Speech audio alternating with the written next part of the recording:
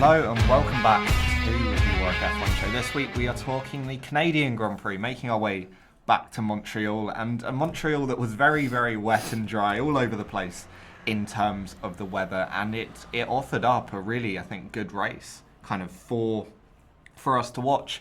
We saw, the winner maybe a bit more expected, Max Verstappen taking another win this season, but definitely not the easy path that kind of he's used to. Behind him, Lando Norris and George Russell, perhaps both ruining potential chances to kind of win the race, take that win away from Verstappen, and then their teammates behind them as well, Hamilton and Piastri, both of whom perhaps a bit unhappy with the result that they ended up with.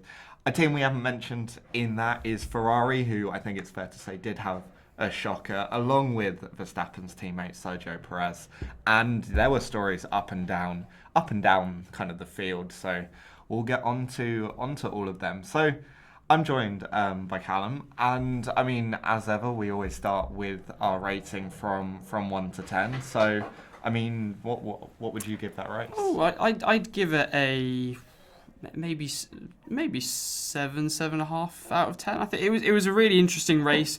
As we said, Verstappen did win, but it's not the kind of stereotypical, as we said, dominance that we've seen from like a load of races last season, for example. And there's plenty of stories up and down the grid, which we'll mention in this episode, which are exciting to talk about. Pretty much every team, I'd say, had something to talk about, apart from maybe Kick Sauber, but then that's come to be expected at this point. But yeah, Alpine surprising, Aston Martin surprising, Mercedes and McLaren doing very well, Ferrari obviously not so, and yes, it was just a very interesting and sort of dynamic race, I suppose, compared to what we've seen. Obviously, the weather helped with that. It was a wet and dry transition sort of race, and then having some rain as well, a little bit of rain at the end, and so I think it was tough for teams to navigate compared to some of the previous races that we've seen this season, and that probably led to some of the strategy calls and also some of the chaos. We had 5 DNFs, which I'm right in saying I don't think we've really had many more DNFs than that in any race of the season. No, this season's been kind of solid for drivers finishing. Yeah, and it's. But yeah, it was a really fun race. Yeah, I think you've done. I think a 7's a bit harsh, personally. I'm probably gonna give it like a 9 out of 10. I think it generally was a race where you didn't kind of know who was gonna win until like the final, I'd say 5 laps when Verstappen kind of moves away a little bit. But even then, you look towards maybe Russell's gonna kind of close up. Maybe Norris is going to close up as well. It wasn't a race where you kind of knew what was going to happen. And I think I'd take the point off because it kind of did end with that maybe not predictable winner, but the winner we've kind of become accustomed to. Has apparently now won 50 of the last 75 races since the start of 2021. So we have become accustomed to a Verstappen victory, but that doesn't mean that this one was one of his easiest. It was definitely one of the hardest ones. And as you said, stories up and down the grid, kind of everything being watched at once. It was really entertaining. It's kind of what you want the race, and especially actually racing in the rain to be, because we did that. We raced in the rain, and it worked out. No cancellations from the FIA. Yeah, we got it. No cancellations. No need for safety cars. Just whatever the weather racing. Yeah, it was kind of just sensible racing in the wet, and I think it's hopefully something that we see a lot more kind of in the future. I think maybe the only reason I didn't give it such a high score is maybe I'll upgrade it to an 8 after you said that. But I think 9 and 10 I was maybe reserved for something which is like truly like we'd say a classic or like a really special race. But certainly if we get a few more of those races throughout the season, I will not be complaining at that whatsoever. Yeah. So we may as well, I guess, start from the top with Max Verstappen, and I think it's fair to say now that the Red Bull isn't, at least at some tracks, it's not the quickest car. And those tracks, they seem to be the bumpy ones, the ones that maybe aren't traditional street circuits. So like, we'll go to Spain and Austria in the next few races, and you'll probably see Red Bull back up the front. But at the races that are street circuits, at the races where there are those bumps, they don't seem to be the strongest car anymore. And now it is really just the class of Max Verstappen that is keeping them at the front. Yeah, I'd say so. And I think I like to think that I've said for quite a while that obviously a lot of people kind of do call for like hoping for Verstappen to crash or fail or anything. And I think even though obviously, yes, we don't want Verstappen to keep winning in the manner that he did. All we want really is just more interesting racing. That's the real thing that I think people are wanting, because it's just been so predictable, as we've mentioned probably countless times on this podcast. And I think in the manner that the race unfolded, I certainly wouldn't complain with Verstappen winning. And he certainly did do a very good drive in being able to obviously recover from the start with George Russell, obviously narrowly missing out in qualifying as narrowly as you probably can be, but he drove a very good race, and it was certainly a lot closer and a lot more unpredictable compared to other races we've seen this season. And so just as long as Verstappen's kind of being kept on his toes a little bit and not getting every race as easily as he probably wants to, then that's probably fine. Yeah, and I mean, he was the only driver that kind of didn't make any mistakes, really. You saw Russell make a few mistakes. I think Norris might have made one or two. But Verstappen he was never maybe the quickest driver on track, but he was the most consistent, and consistency is key. And I mean, even quali as well, we saw him qualify second with the first equal pole since 1997. Was it really that long? Yeah. Wow, fair enough. So and even better, aesthetically pleasing a 112 dead. Yes, that was quite fun to see. It was a great qualifying to watch, actually. But I mean, he was consistent, and he deserved that victory, and I think it is now not guaranteed that Red Bull are going to romp away with every race, even maybe at tracks that maybe suits the car a little more. Like, they're not necessarily guaranteed, and you kind of look towards his teammate as an indication, as a bit of comparison of why, because Sergio Perez had a shocker this weekend. It was obviously he's coming into this race it was Monaco signing his 2 or 1 year deal. I think the details. It's 2 year deal, yeah. But obviously we all know what happened in Monaco, and that sort of same vein continues. Qualifying P16, not really making any progress, colliding with Gasly at the start, and then spinning off into the wall, damaging the rear wing, and retiring from the race. I think it's as is always the case on this podcast. Anything that I say, the complete opposite happens.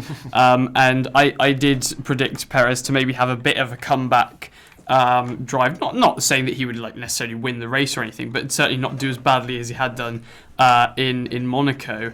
And I did genuinely think that maybe with signing that deal, he might have had a bit more had a bit of pressure taking off him, knowing that the team still has confidence in him, and now that he has that seat secure, he can focus on the racing. But it really didn't happen. He had really a poor race from start to finish, and I think as well this kind of highlights. Obviously, in 2023, it was the case that we knew that Red Bull car was so dominant.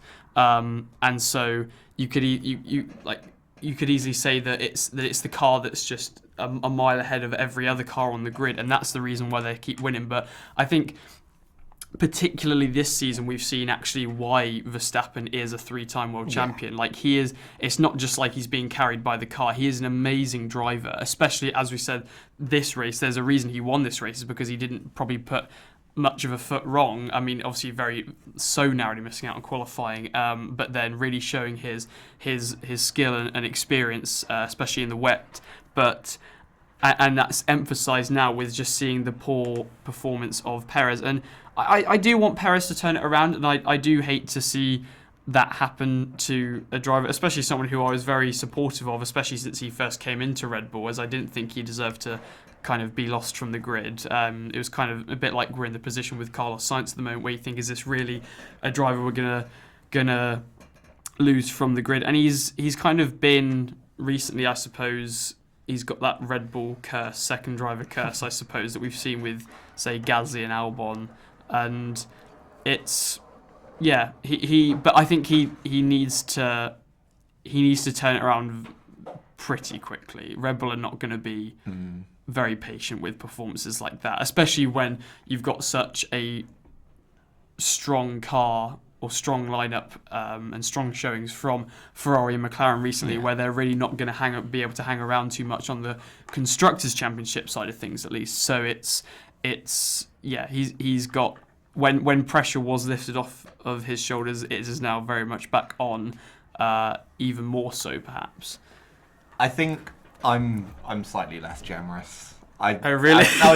He did this last year. He started well, and then dropped off into the European season, and he got away with it because that car was so much better. And realistically, when Lewis Hamilton and a Mercedes is still challenging him by about 3 races to go for P2 in the World Championship, that's there is no way that should be the case. And now, when they don't have a car that is as dominant, so it may, it's just not as dominant. It's not the quickest on certain circuits. We're seeing Perez in P16.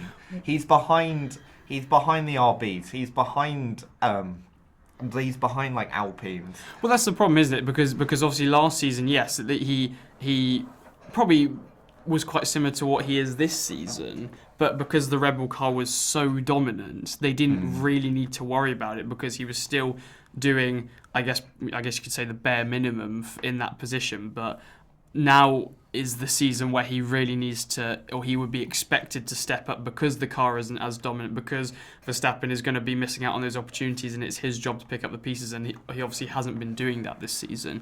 And I think, to be fair, I think there'll be a lot of people who agree with you to not be as generous, because but then I don't know, it's who replaces him. Well, it seems like I've been clear on this podcast many times. Yuki Tsunoda. Yes, he's staying at RB. Which is the wrong decision. He should be in the Red Bull.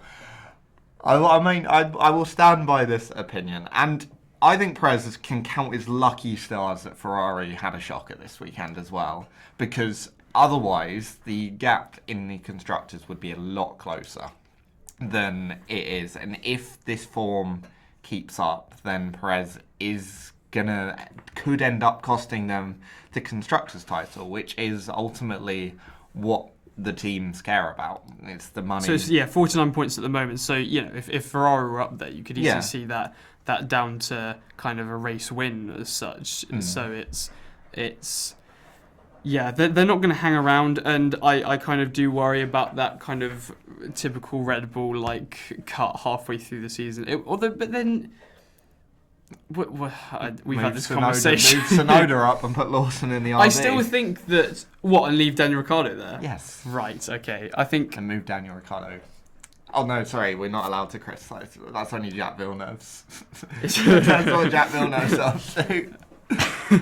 But I mean, you can't be qualifying P16. No, it's not acceptable, those performances, absolutely. And also, I saw a stat. Albon has outqualified Sargent every race of Sargent's career. It's 30-0. Do you want to know what the score between Sargent and Perez is?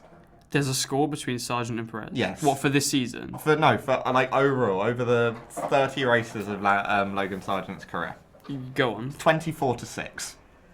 Logan Sargent in a Williams and Logan Sargent has outqualified Perez 6 times. 20% of the time. 1 in every 5 races. And it'll be interesting to see how many times he's gone out in Q1.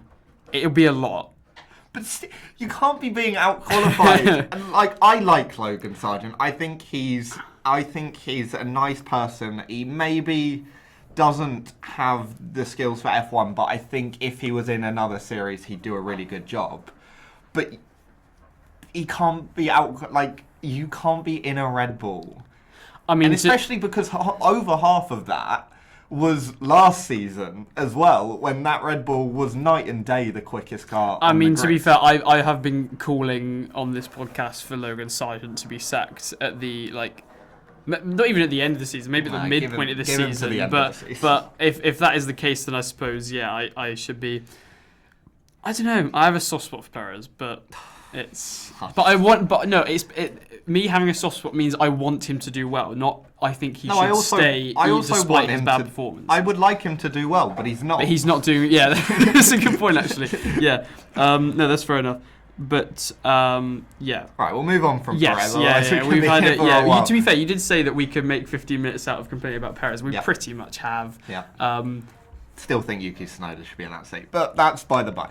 Ferrari, to be fair, had about as bad of a performance as Sergio Perez. Does anyone kind of know why they were so slow? Well, no. I mean, Sainz didn't help himself. He. I haven't read. Well, even in quali, they were slow. Like, they didn't get out of Q2. It was 11th. No, it's very 12th. strange. Only just ahead of the aforementioned Logan Sargent. And I haven't read anywhere why they were slow, because I mean, it's not exact. Like, we went to Monaco and obviously Leclerc won the race, and it's a bumpy track with low speed corners, and Canada's a bumpy track with obviously some low speed corners. So I've not seen anywhere why like Ferrari were as slow as they were. I was reading something this morning just about what Vasseur had said after their performance, and I think pretty much what all they're saying really at the moment is just that they hope it's kind of a freak event, which it is at the moment. It can be. It's you know, Mercedes went to Singapore back when they were really good and they were always just a bit mid. Yeah. You always have those kind of periods of dropping off. Maybe or maybe it's the good performances that were the freak events. I don't know.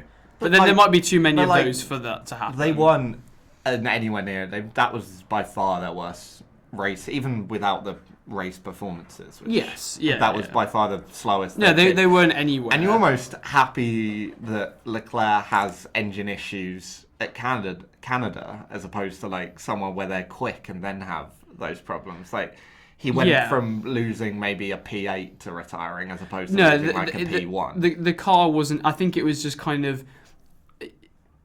Like, normally you'd have maybe a combination, or normally you'd have just one of those, like maybe a driver's off, or there's like some problems with their car. But it just seemed to kind of all come together for one, really, with Ferrari. Obviously, as we said, their car wasn't up to it. Both cars going out in Q2. As we mentioned, Sainz made a mistake halfway through the race, very uncharacteristic from him, and that's what actually took out Alex Albon. And then it's a shame because Albon was having a really good race. Oh, he was amazing. The double overtake, that was incredible. If that doesn't win overtake of the season, there will have either been some sort of godly mega overtake, or it will have been robbed. It was incredible, and yes, he was having. To be fair, it was a classic. Right, I've overtaken this car. I'm going far too fast. It's overtake or crash. Yes, it was. But that's not to take anything away from it. I love a good thread the needle. On the last chicane as well. There was one in like Formula E. It was very similar to. I think it was like Mortara back in Qadiyah or something like that. It was very like overtake one, sort of dart up the other side of the second one. No, Albon was having a really good race, which unfortunately did end because Sainz didn't press the brake pedal. I think it's a massive shame for Albon, certainly. But I think this race, you just got to write it off. I don't think I don't think Ferrari were in, or they just were bad. Like, there's no particular reason why, and maybe obviously you got to diagnose why, but they were just slow. There isn't, like, no one really made a mistake. Well, apart from Sainz, but he was bad before then. Yeah, before then, no one made a mistake. Leclerc had his engine issues, but I think wasn't looking like he was going to make up that many positions. They were just slow, and hopefully, I guess hopefully for them at least, they bounce back from that the next race in Spain. Yeah, I mean, it's would we say that like it would? I'm trying to think with Spain, it's like got some some high-speed corners. If that's was it's their back problems. to it's back to a track. Have we been to? Oh, it's like Imola. They did all right at Imola. Yeah. So like I guess they will be better. That'll be their can't- job at the moment yeah. is working out what Yeah. why their car was. And as bad there's as it not really many talking points. They were just slow. They were, There's nothing. There's not really any reason to debate it. It was. All right. Well, I think it's time to turn to the team that apparently replaced Ferrari at the top of the table, Mercedes, who. I did wonder when you might get. No, I'll bring in Mercedes now. Yeah. Who confusingly were quick. Toto Wolff's like, I've not been in this position in a while. Yeah, I mean, it was like objectively on Saturday and even Friday as well. They were the quickest car, and it's like, what's going on? I genuinely have no idea what happened. Like So- Russell was very competitive. There was what they said it was the front wing. I think it's an upgraded front wing has apparently pushed them up, but I wouldn't say it was meant to be as up as No. like it. They were on Friday, and for the first two parts of quali, and for Russell the third part of quali, they were the quickest car, and they can't. Mercedes can't say they've been the quickest car for probably since Brazil 2022, which is when Russell. Right, apparently Russell led more laps at Canada than he has since Brazil 2022. Since I all the wouldn't. It wouldn't races. surprise me. Like But that was like after lap 17 or something. But we're so surprised because that car has been off the pace and has been tragic for pretty much all races of the season. And I think maybe this was a very much needed break for Mercedes in terms of the bad performances that they've kind of had to just accept and expect when it comes to their just their general race pace really. And I think. Yeah, as I said, this is very much needed and a good motivation for them to. But we did kind of say, I know we've said before that just as McLaren did last season, sometimes you do just need that one one upgrade that can bring all the difference, and certainly certainly not going to be winning any races anytime soon, but they can certainly be up there, I think, and it's just I think. It's how they build on this when going into Spain, and they will now have something to build on. And I mean, at the moment, well, Russell did a Russell in that he was quick and then made mistakes. Yeah. Which ultimately probably did cost him a shot at the win. Maybe not the win, because I think the Mercedes, it dropped off a bit in terms of race pace. Do you think maybe that was just because of the wet weather, though? Could be. It's very difficult to judge pace in the wet, but I think because at some point, like we'll come on to it in a second, but Norris at some point was like 2 seconds a lap quicker after being about a second a lap slower. It was very confusing. This is why it was such a great race because of the weather, but there was so much variation in just like now Norris is the quickest. Now Verstappen's overtaking and what's going on. It's yeah, but I mean George Russell had I think a good performance. He was disappointed. I think you've got to be when you start pole and you got a shot at a win which you haven't had in about 15 months or something like that. I think compared to just looking from just this race perspective, then yes, it's easy for them to be disappointed because obviously starting on pole, then they kind of expected a bit more perhaps, but from looking at their season as a whole, this is a very good race. P3 and P4, I'd say that over the past few races, Mercedes have not been anywhere near that level of like performance at all, really. Well, this was the first race Hamilton finished in the top 5. Yeah, no, exactly. It's which isn't ideal. And also, actually, I will now bring us on to Lewis Hamilton. I am a Hamilton fan, and if you hadn't guessed from listening to this podcast. No, it's very subtle. Quali was so painful, and it's just like something is wrong. And I'm not being a conspiracy theorist because that's silly, but it is. Now, where is this going? It's a lot of in quali. It's a lot of weeks where Hamilton has been very much on par with George Russell. It's been very close, and then Q3 rolls around, and suddenly there's a 2/10 gap. And the problem is now with realistically, F1 since about last year, 2/10 is about 5 positions these days.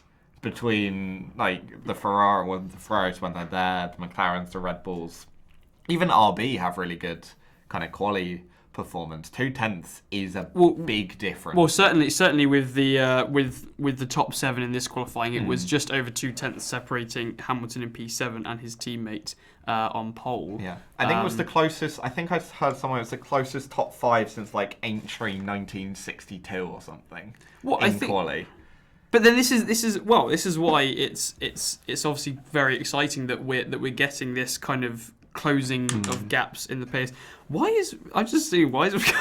Yeah, Ricciardo did quite well, and no one really understands why. I don't think even he understands why really. It's because he does that classic thing of when he gets criticised, he does one good performs well to reset the. Yeah, first it was Miami sprint, and now it's this. I think, but.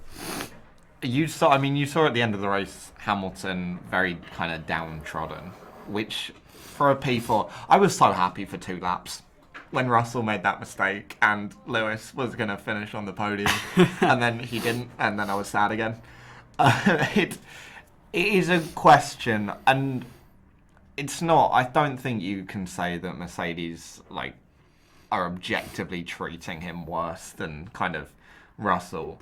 No. How can Toto and Hamilton, they've got their love connection. I think regardless there is something off. And I don't know if that's off. If it's off behind the scenes, if it's off on the track. I think if anything it's just prioritizing Russell, which is fair enough because he's the long-term driver. But they know Hamilton's going. I think it was for me just the reaction after the race. It was like you've got P4, which, I mean, judged by Hamilton's quite stratospheric standards, which are understandable. Having a P4 after having your best position be a P4 is not ideal. But it was just how kind of downtrodden he was. It was an odd reaction. Yeah, but then I would say that surely P3 and P4, and also, I mean, obviously, yes, he got P4, but then obviously Hamilton, he's quite a good team player, and generally the points were very good for Mercedes, and getting. Well, that's my point. Totally. No, I get what you're saying. It's you think Hamilton would be a bit more kind of. I don't think that's. I'm not gonna criticize Hamilton for that. I think he's got standards that he wants to meet, but it is just for me. It's not. I guess it's interesting, but it's not interest. It is interesting, but it's also confusing about how every weekend it seems like Hamilton either has not maybe a 10th on Russell or is very much level and then ends up kind of 2/10 back. So your idea is that comes Q3 and they're just turn. I'm not. I'm not. I don't know.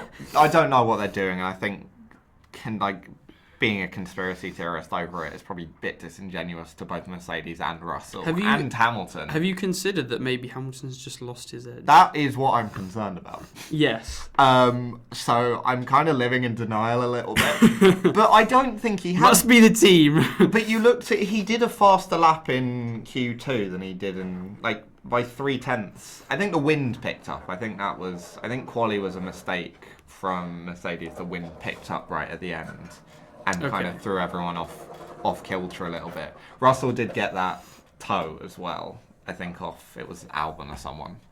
I'm not saying a toe is a toe. I mean, we saw Verstappen. Oh no, it's just Verstappen and Imola probably got pole off. One would say it's lucky. Another person saying, "Oh, it's tactical from Mercedes, tactical masterclass in qualifying." At the end of the day, it's luck when you get a toe or not.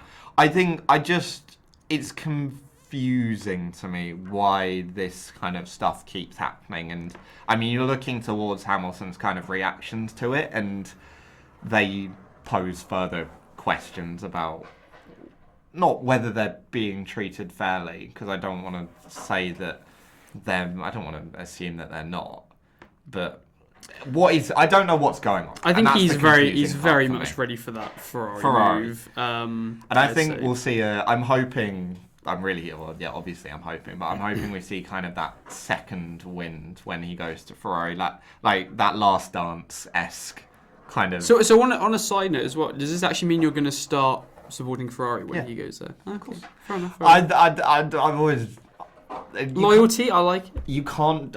This is really inconsistent for me. You can't support a player in football, or I don't think. I don't like. It's that. a bit different though, I'd say. Yeah. With.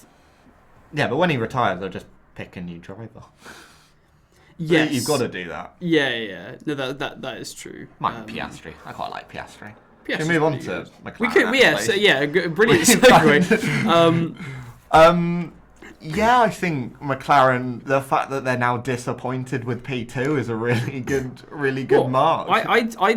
Really disappointed with P2. Not like. I know Norris wants to kind of he wants to be. Well, he said he wants to be challenging for race wins, and that's what he has, and I think definitely on a different day McLaren might have had the edge over Red Bull, and if Norris pits. Right, so for anyone that doesn't know, what happened is Sargent spun into the wall, bringing out the first safety car. The way safety cars work is the safety car, it's thrown, so the race control announce a safety car. From that point, you've got to meet a certain speed requirement to not speed under safety car conditions and earn a penalty. And then what happens is the safety car picks up P1, but the safety car speed the speed that the Mercedes AMG or the Vantage is doing is slower than that speed. Because they've got to pick up all the drivers. Yeah. Yeah. So what happens was the safety car, Norris at this point has suddenly become the fastest driver on planet Earth, and has overtaken Russell, has overtaken Verstappen, and has gapped Verstappen by about 10 seconds. So what happens is the safety car is thrown when Norris is about 200 metres away from the pit lane entrance. He hasn't got the time to react, so he goes around. Obviously, this gives everyone behind, your Verstappens, your Russells, your Hamiltons, your Alonsos, time to react, time to pit. Whereas Norris, because he then is instantly picked up by the safety car, has to do another lap at a slower speed, which costs him that 10 seconds and P2 and drops back to P3. Ultimately, that's just unlucky. Yeah, That's racing. That's not. You can't do anything about that. Ultimately. And did Norris get lucky at Miami from the safety car? Yes. Objectively, yes. So is this kind of swings and roundabouts? Yeah. I know they said it was like, oh, Miami wasn't lucky, but this one was unlucky, and it's like they were both.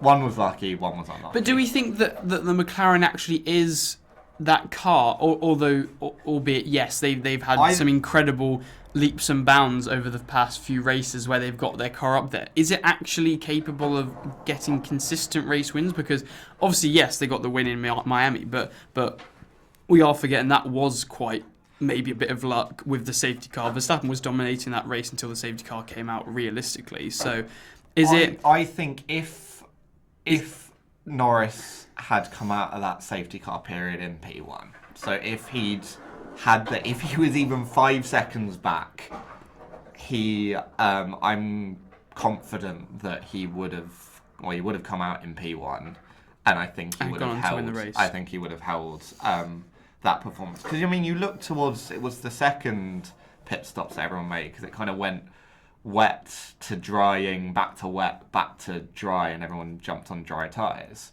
If you look towards that, he was able to go for three laps longer than I think anyone else. I think he was the last driver to get off intermediate tyres, and he wasn't going to maybe overtake Verstappen, but he was fairly close to. So I think that was a race lost for McLaren, but I don't think it was through any fault of them. I think it was just unlucky. I think maybe that as well, but then it's a bit of bad luck from McLaren. But I think as well, Red Bull have probably, they are very good in their strategy and being able to kind of pick like make the best out of those kind of freak moments where you have to react and where the kind of dynamic of the race changes. And maybe Red Bull, I think, are just a bit better at. I think they just had more time. It was once a safety car came out, and when at that point the teams were struggling on those wet tyres because the track had started wet, had gone to dry, but there was another shower coming in like 10 minutes. And the teams are obviously holding out for that shower to put on new intermediate tyres. It was one of those races where it was very difficult to judge what the best strategy was, mainly because of the weather. And we probably did say that at Miami, because of Norris's luck, on another day Verstappen probably would have beaten him. Yeah. And Canada was that day. I'm saying, I think it's just swings and roundabouts. But I think it says a lot for McLaren. I think it's exceptionally positive that they're very disappointed about being unlucky because they could have been in that position. And when you look this was the first time they'd scored points since, like, in Canada since, like, Kevin Magnussen in 2014, I think. Really? Points? Yeah. Oh, okay, wow. So, when you look at how kind of the leaps and bounds they've come on, even in the last year or so, the fact that they're now really disappointed with only getting. Do you think Piastri will be disappointed with P5? Yeah, I'd say so. Piastri does this weird thing at the moment where he's quick for exactly half the race, and then for the other half of the race he's quite slow.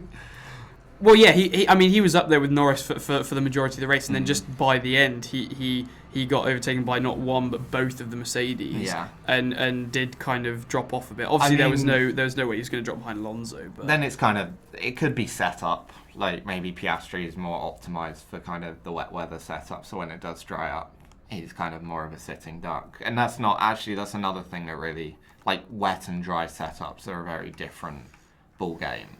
So one driver might have been on a wetter setup, other drivers might have been holding out for that dry weather to come along. And I think Piastri was probably the former. It's disappointed. But second and fifth, especially when realistically your biggest competitors don't score.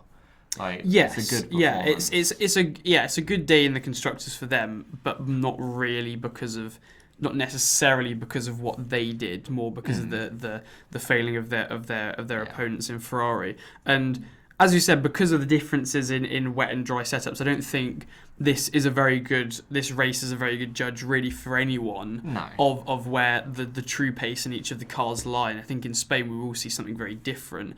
But I quite like that. It's old school. In like 2012 when no one was good for more than like 2 races in a row. Well, that's what you want. Like, you don't want to have a consistent race winner. I think it was 2010 where the driver leading the World Championship, at the time they were leading the World Championship, never won a race. Was it 2010?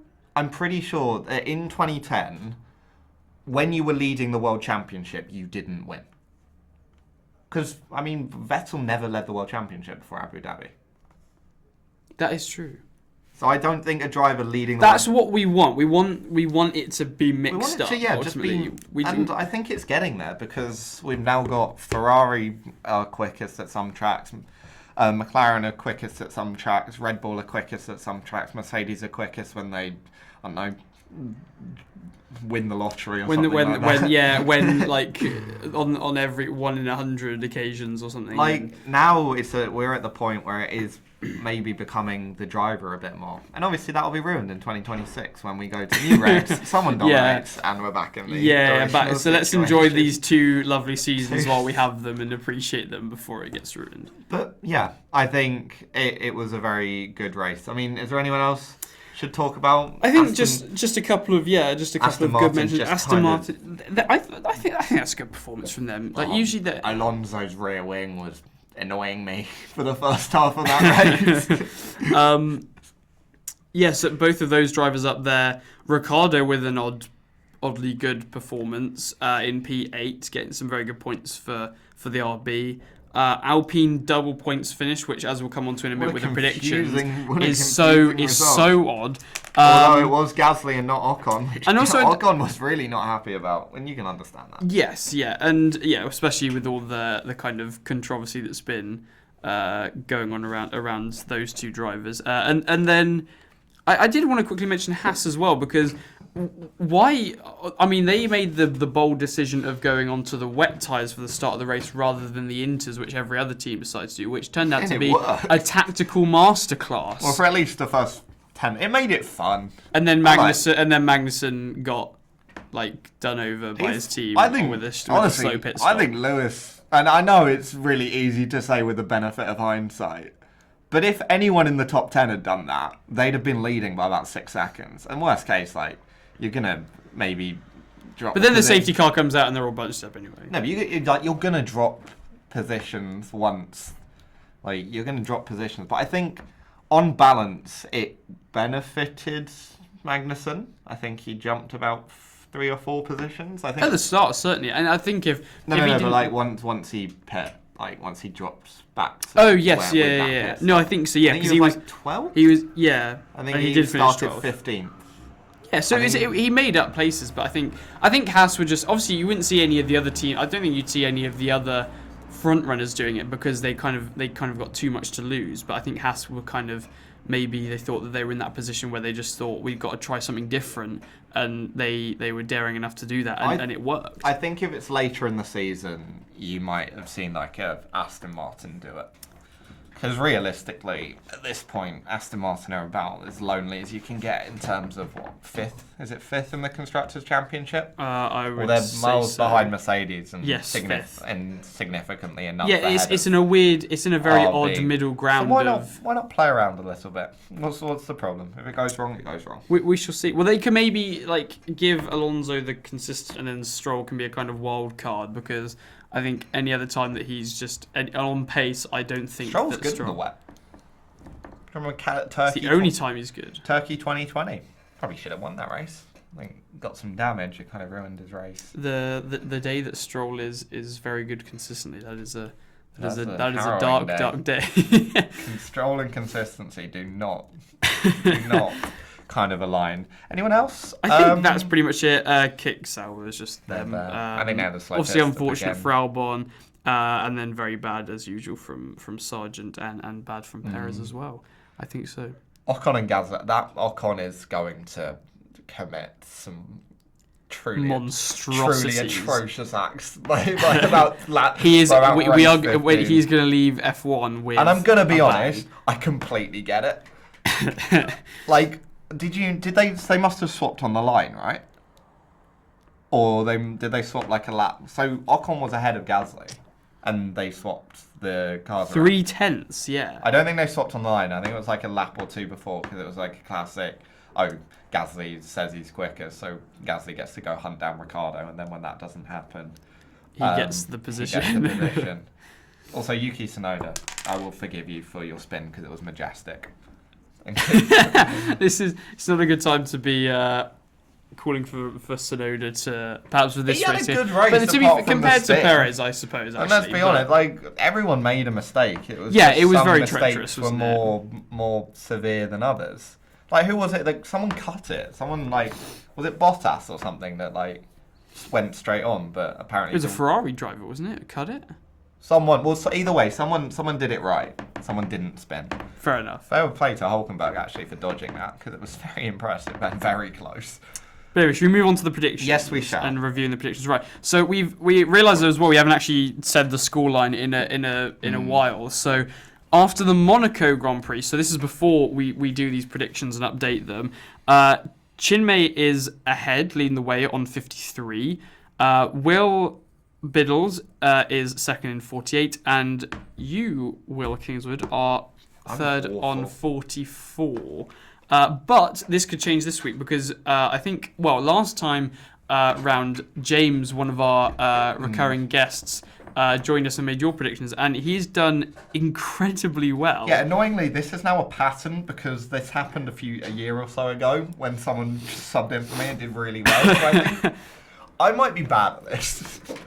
Okay, right. What What? So I'll run through my predictions. I haven't actually seen them. So Verstappen. Oh, I got Verstappen P1, and he actually finished P1. This is the first. The rain you heard it here first. Gosh, on the Warwick F1 Show. Can you imagine if he hadn't done it? Again? Is that because it wasn't actually you predicting though, was it? So no, this doesn't really count. Yeah. Okay, so I didn't predict Verstappen B1, and he did finish P1, and then Leclerc and Sainz. We won't talk about that.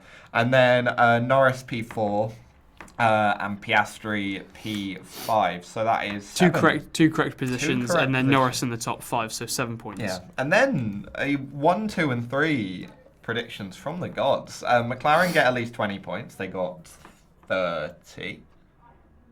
What's P5 worth? P5 worth 12? Hang on a second. We're reviewing this. P5 is worth 12. Yeah, they got 30 points.